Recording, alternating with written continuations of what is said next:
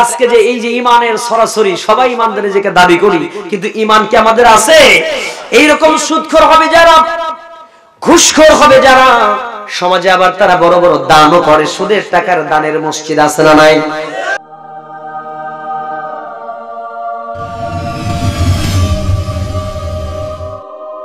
এখন আসেন, আমরা একটা মানুষ আছে সমাজে উপকারী মানুষ, সে নিজেকে খুব ইমানদার মনে করে, বলবো সে ইমানদার লোকের কথা?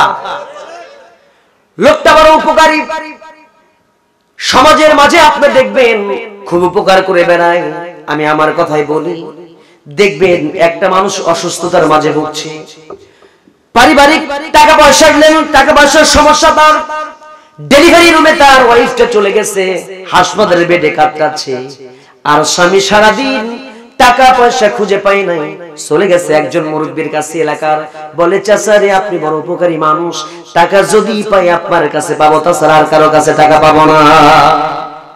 10,000 টাকা আমারে দেন, আমার স্ত্রী ডেলিভারি রুমে বসে আছে, ডেলিভারি হবে, ডাক্তার বলেছে আজকে যদি তার অপারেশন না করা হয়, সিজার না করা হয়, আমার স্ত্রীও বাঁচবে না, সন্তানটাও দুনিয়া থেকে বিদায় হয়ে যাবে। চাচা রে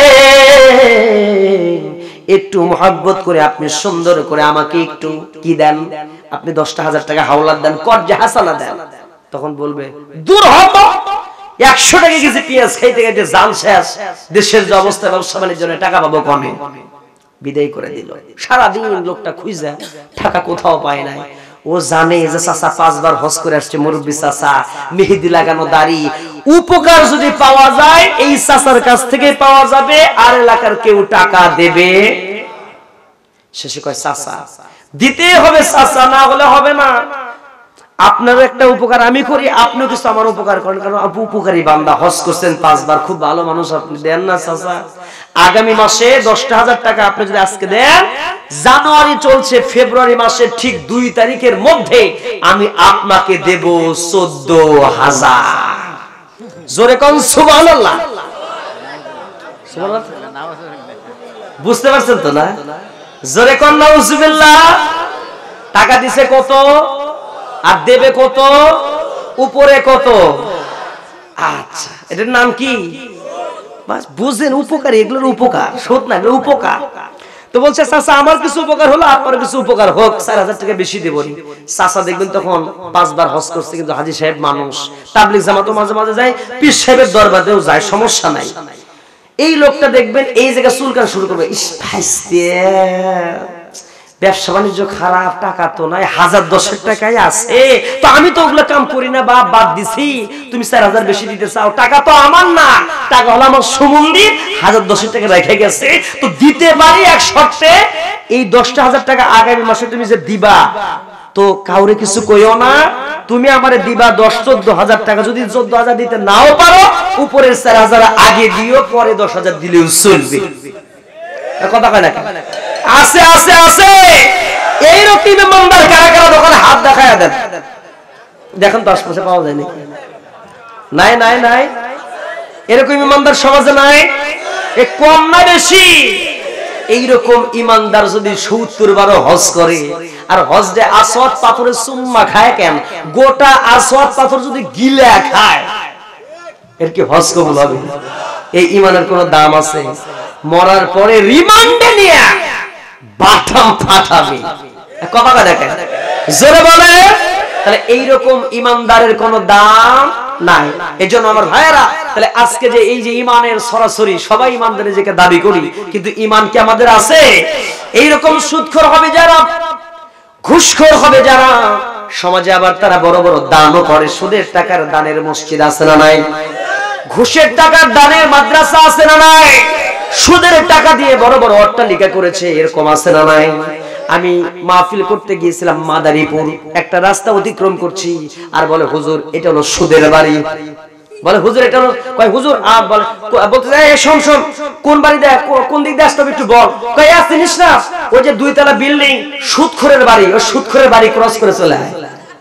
তো নিঃসন্দেহে সুনাম ছড়ছে না? মরার পরে এই সুদখোরের কি জানাজা দেওয়ার বৈধতা আছে নাকি? বেনামাজির জানাজা বৈধতা আছে? এগুলো ফতোয়া দিচ্ছি না, কিন্তু শোনেন, ইমাম আবু হানিফা রাহমাতুল্লাহ আলাইহির মাযহাব একটু সহজ সরল করেছেন, কিন্তু আমরা দেখতে পেয়েছি, জানি ইমাম শাফিঈ, যে আপনার যেটাকে বলে আমরা আহলে হাদিস বলি না, তো এই আহলে হাদিসদের মধ্যে এই মাযহাবের ভিতরে আমি দেখেছি যে লোকটা নামাজ পড়ে নাই, ওরে কোন জানাজা কুত্তার মতো দাফন করছে। কালাইহাটায় গ্রাম আছে না, কালাইহাটা এলাকাতে আছে, কিন্তু আপনারা তো খুব মানে ইমাম আবু হানিফার মাযহাবে একটু সহজ সরল করা হয়, যে নামাজিকেও জানাজা দেয়া হয়, কিন্তু যে লোক নামাজ পড়ে তো ইমামই নাই, ওর আবার বেঈমানের জানাজা কি? কুত্তার কি জানাজা হয় নাকি? এ কথা কয় না কেন? বেঈমানের জানাজা হতে পারে? যে লোক নামাজ পড়ে না, সারা জীবন নামাজ নাই, রোজা নাই, অন্যায়, বেহায়াপনা, বেলাল্লাপনা, তারপরে আপনার যাত্রা প্যান্ডেলের সভাপতি, যাত্রা কইরা ফাত্রা হয়ে জীবন তছনছ করে মারা যায়, ওই লোককে কোন হুজুর যদি জানাজা পড়ার টাকা খাইয়া বলবেন হুজুরটা মিথ্যা কথা বলতেছে, কথা কয় না? বিসমিল্লাহি ওয়া আলা মিল্লাতি কি কয়? রাসূলুল্লাহ, রাসূলের মিল্লাত না, রাসূলের মিল্লাত শব্দের অর্থ দল। সারা জীবন বেটা রাসূলের বিপক্ষে কথা হয়ে গেল, আর মরার সময় কয় বিসমিল্লাহি ওয়া আলা মিল্লাতি রাসূলুল্লাহ, একবার রাসূলের মিল্লাতের উপরে দাফন করে দিল। রাসূল রিসিভ করবে না? রাসূল রিসিভ করার জন্য বসে আছে মরা লাশ। রিজেক্ট মানের কোনো দাম আছে নাকি? এই জন্য এইরকম সুদখোর হওয়া যাবে না। আমার এলাকাতে আমার এক ইমাম সাহেব ছিল, এক লোক ওইরকম ছিল, নামাজ পড়ে না, একেবারে নামাজ কোনোদিন মসজিদে আসে না, এরকম পাক্কা খারাপ লোক। এই লোকটার জানাজা নামাজ পড়ায় না। এই জন্য শিক্ষা হওয়া দরকার, কোন এলাকায় যদি এরকম সুদখোর, বেনামাজি, এরকম খারাপ লোকের জানাজা বন্ধ করে দেওয়া হয়, মানুষ ইমানদার হতে বাধ্য, কথা হয় না কেন? মসজিদে আসতে বাধ্য, কথা বলেন ঠিক কিনা? যে বেনামাজির জানাজা ইমাম সাহেব পড়াবে না, অতএব নামাজ তাড়াতাড়ি ধর, নাহলে তোর খবর আছে, কুত্তার মতো জানাজা হবে, ওই যে মঈনুদ্দিন খান বাদরের মতো, কথা হয় না কেন? জোরে বলে। আমার ভাইরা, এই কষ্ট নিয়ে অনেকে উঠে উঠে যেতে পারে, বুঝতে পারবেন যে আমার এই হক কথা শোনার পরে উঠে উঠে যায় যারা, ওই সুদখোর ব্যক্তি তারা। দেখেন কারা যায়, বুঝবেন যে মনে মনে খায়, বুঝেন নাই? মনে মনে খায়। এই জন্য যত দোষ নন্দ দোষ, হক কথা বললে পারি, সত্যটা বললেই দোষ, আছে না নাই? আমার ভাই একটু সাবধান করি, ইমানদার আমল হলে চলবে না। সুদখোর ব্যক্তি যদি সুদ খেয়ে বেড়ায়, আর যদি জীবনটা সুদের টাকা দিয়ে চালায়, আল্লাহ রাসূল জনাবে মুহাম্মদ রাসূলুল্লাহ সাল্লাল্লাহু আলাইহি ওয়াসাল্লাম সুন্দর করে জানিয়ে দিয়েছেন, চারজন ব্যক্তি অভিশাপ দিয়েছেন, যেই ব্যক্তি সুদ খাবে, আর যেই ব্যক্তি সুদ দেবে, যেই ব্যক্তি সুদের লেখালেখি করবে, আর যেই ব্যক্তি সুদের সাক্ষী থাকবে, আল্লাহ রাসূল বলেছেন এই চার ব্যক্তিকে আমি রাসূল অভিশাপ দিলাম, তাদের জন্য হয়ে যাবে জাহান্নাম। সুদ খাওয়া যাবে না। এখানে শুধু শেষ নয়, যেই ব্যক্তি সুদ খাবে, আল্লাহ রাসূল সাল্লাল্লাহু আলাইহি ওয়াসাল্লাম বলেছেন সুদের সবচেয়ে ছোট গুনাহ হচ্ছে নিজের মাকে বিবাহ করা, নিজের মায়ের সঙ্গে জিনা করা, আর সবচেয়ে বড় গুনাহ হচ্ছে আল্লাহ রাব্বুল আলামিনের সঙ্গে যুদ্ধ ঘোষণা করা। ও আমার ভাইরা, যত বিপদ হোক না কেন, একজন মানুষকে যদি বলা হয় যে তোর মাকে যদি জিনা করিস, মায়ের সঙ্গে জিনা করিস, ধর্ষণ করিস, তাহলে তোকে ছেড়ে দেওয়া হবে, আর না হলে এই যে ফাঁসির মঞ্চ দেখতে পাচ্ছিস, না হলে তোকে ফাঁসি দেওয়া হবে। ওই সন্তানটা বলবে, হিন্দু বলেন, খ্রিস্টান বলেন, ইহুদি বলেন, আর মুসলমান বলেন, সে বলবে ও আমার ভাই রে, আমার জীবন চলে যেতে পারে, আমি ফাঁসির মঞ্চে যেতে পারি, কিন্তু আমার মায়ের এই উলঙ্গ শরীর আমি দেখতে পারবো না। কথা বল ঠিক কিনা? কিন্তু মুসলমান হওয়ার পরে ইসলাম না বোঝার কারণে সে সুদের টাকা দিয়ে মাদ্রাসা বানাচ্ছে, সুদ খেয়ে খেয়ে কোটি কোটি টাকা জমাচ্ছে, আর সে মনে করতেছে ইমানদার আছে, আর আমার জন্য জান্নাত আমার জন্য ওয়েট করতেছে। আল্লাহর কসম করে বলি, সুদ খাওয়া এত বড় খারাপ গুনাহ। ইয়া আইয়ুহাল্লাযীনা আমানুত্তাকুল্লাহা ওয়া যারু মা বাকিয়া মিনার রিবা ইন কুনতুম মুমিনিন। ইয়া আইয়ুহাল্লাযীনা আমানু, হে যারা ঈমান এনেছো, আমানুত্তাকুল্লাহ, আল্লাহকে ভয় করো, ওয়া যারু মা বাকিয়া মিনার রিবা, আর সুদের যা বকেয়া রয়ে গেছে সব তোমরা maaf করে দাও, ইন কুনতুম মুমিনিন, যদি তোমরা হও মুমিন। জোরে বলেন সুবহানাল্লাহ। সুদ খাওয়া যাবে না। আল্লাহ রাসূল জনাবে মুহাম্মদ রাসূলুল্লাহ সাল্লাল্লাহু আলাইহি ওয়াসাল্লাম মিরাজের রাত্রিতে জান্নাত দেখলেন, জাহান্নাম দেখলেন। সুবহানাল্লাযী আসরা বিআবদিহি লাইলাম মিনাল মাসজিদিল হারাম ইলা আখিরিল আয়াত। জাহান্নামের মধ্যে রাসূল যখন দেখতে পেয়েছেন, একজন ব্যক্তিকে দেখলেন রক্তের নদীর মধ্যে তাকে হাবুডুবু খাওয়ানো হচ্ছে। রাসূল বলছেন, জিবরিল, এই ব্যক্তি কোন ব্যক্তি? রক্তের নদীর মধ্যে হাবুডুবু খায়, রক্ত খাচ্ছে। আবার যখন সাথে সাথে কিনারায় যখন ফেরে, একজন ফেরেশতা নিযুক্ত করে দেয়া আছে, তার মুখের দিকে যখন পাথরটা মেরে দেয়, আবার জাহান্নামের মধ্যে গিয়ে রক্ত খেতে থাকে, ওই নদীর মধ্যে গিয়ে রক্ত খেতে থাকে। আবার কিনারায় ফেরে, এমন করে শাস্তি দেওয়া হচ্ছে, ওখান থেকে বের করা যাচ্ছে না।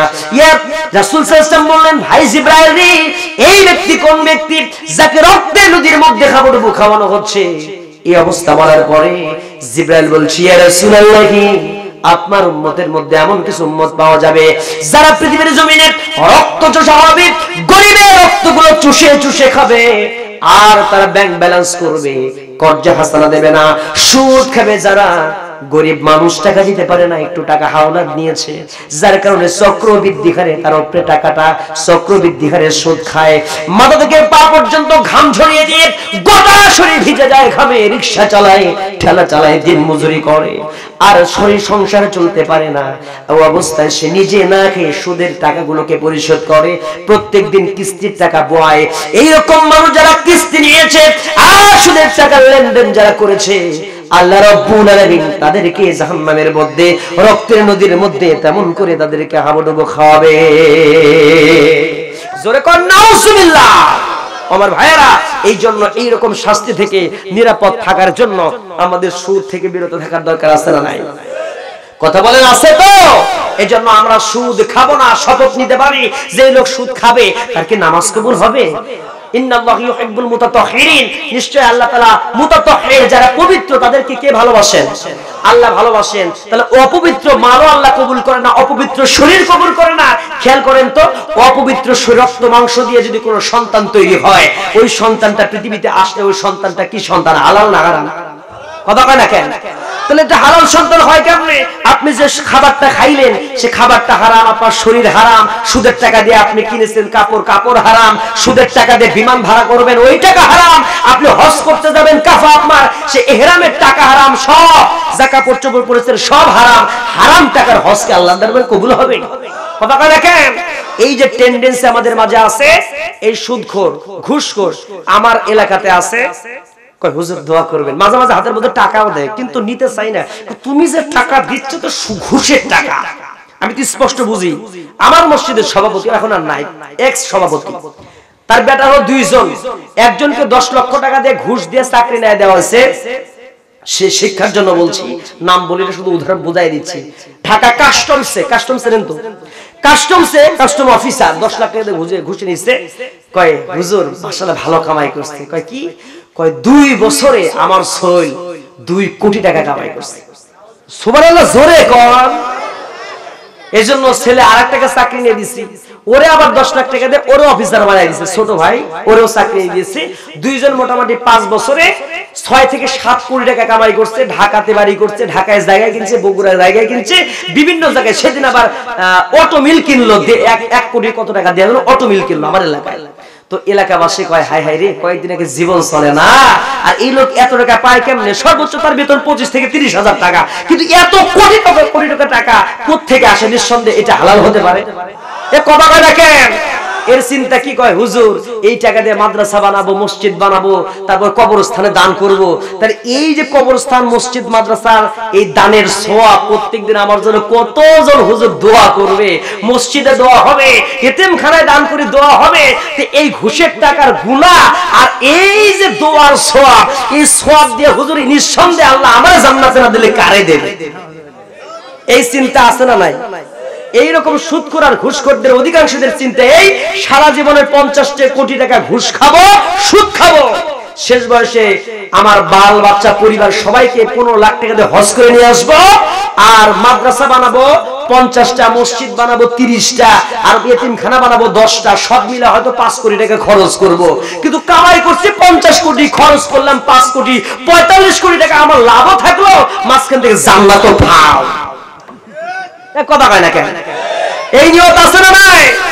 এইরকম নিয়ত আছে কার জন্য করে হাত আল্লাহকে দেখায় না, হাত তুলবে না কিন্তু কিন্তু জানে ঠিকই যে এই জিনিস ঠিক না। এইরকম নিয়তওয়ালা মানুষ নিঃসন্দেহে জাহান্নামী। কথা কোন ঠিক কিনা? ইমানদার হওয়া যাবে না। ইমানদার কেমন হতে হবে? নিঃসন্দেহে সে জানবে যে আমি ইমানদার, আমার শত সহস্র কষ্ট আসুক, নির্যাতন আসুক, কিন্তু আমি ঈমান হারা হতে চাই না। ঈমান হারা হব না। খুবাইবের দিকে তাকান, খাব্বাবের দিকে তাকান, হারার ইবনে মিনহানের দিকে তাকান, হযরত রাসূল করিম সাল্লাল্লাহু আলাইহি ওয়াসাল্লামের সাহাবীদের দিকে তাকান। নিশ্চিত মৃত্যু সামনে জানার পরেও ইসলাম থেকে একচুল পরিমাণ সরে না। তারা জানে এইটাই ঈমান, এটাই ঈমানের পরীক্ষা। জীবন চলে যেতে পারে, ইসলাম থেকে দূরে সরতে পারি না। কথা বল ঠিক কিনা? জীবন যেতে পারে, ঘুষ খাইতে পারি না। কথা বল ঠিক কিনা? জীবন শেষ হতে পারে, কিন্তু তবু আমি সুদের টাকা খাবো না। কথা বল ঠিক কিনা? সুদ না খেয়ে মরা কুত্তা খাওয়া জায়েজ আছে জীবন বাঁচানোর জন্য, মরা গরু খাওয়া ততটুকু জায়েজ আছে যতটুকু জীবন বাঁচানোর জন্য। কিন্তু সুদ খেয়ে জীবন যদি আপনার মরেও যায়, তখনও সুদ খাওয়া জায়েজ। কথা বলে কেন? সুদের টাকা দিয়ে আপনি সন্তানকে চাকরি নিয়ে দেবেন, এই চাকরি নেওয়া জায়েজ? কতক্ষণ আছে নাই? সুদের টাকা দিয়ে আপনি বিয়ে করাবেন, এই বিয়েটাও জায়েজ নাই। ওইরকম সন্তানকে আপনি বিয়ে দিয়েন না ওই ছেলের কাছে যে সুদের টাকা নিয়ে এসে তাকে পণ দিতে হয়। এরকম ডাকাইতে জামাত আছে না নাই? ডাকাইতে জামায় আছে। এরকম সব সেক্টরে আমাদের সুদ ভরে গেছে। এই জন্য সুদ থেকে নিরাপদ থাকার প্রয়োজন আছে না নাই?